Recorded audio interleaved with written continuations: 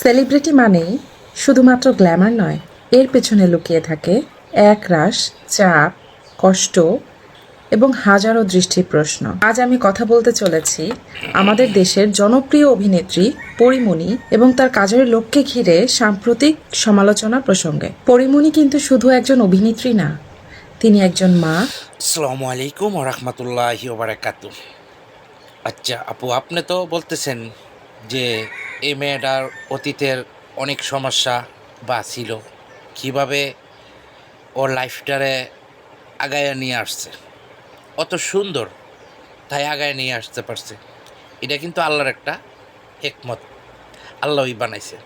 তো কালো মেয়েরা যদি এরকম বিপদে পড়ে, ওরা কি করবে? ওদেরকে কেউ পছন্দ করবে না, কারণ ওর সুন্দর বলে আজকে হাই লেভেলে পড়ছে। খারাপ কইরা যেটাই হোক, আপনি ওর গুণ গাইতেছেন, ভালো কথা।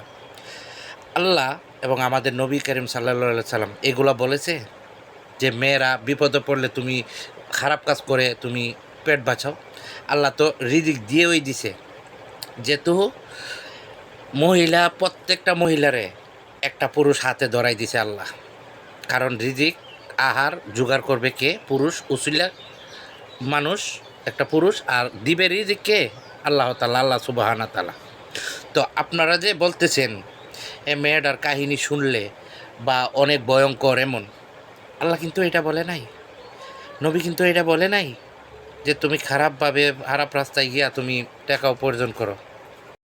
এই জন্যই আমি আপনাকে একটা কথা বলি, এরমও জমানা আসবে, সুন্দর সুন্দর মেয়েরা ছেলেদেরকে উলঙ্গ হইয়া সামনে আসবে, যারা অরিজিনাল বা হাঁটি বান্দা আল্লাহকে ভয় করে এবং ইসলাম, ওরা নিজের কেল্লা পুঞ্জতি কাইটিয়া মেয়েদের সাথে যুদ্ধ করবে।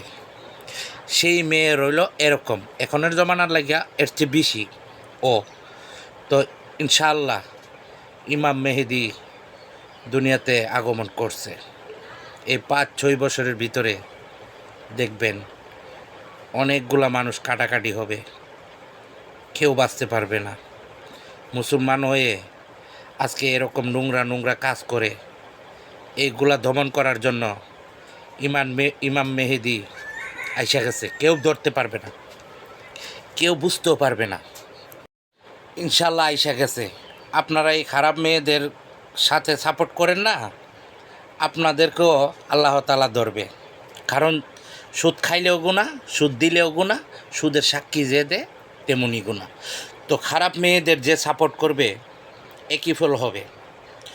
আমি আলহামদুলিল্লাহ আপনাকে এই কথাটা বইলা দিছি যে মানুষের অন্তরের কথা বলতে নাই, আগের কথা বলতে নাই। আল্লাহ হইছে গায়েব জানে, আমরা কিছু জানি না।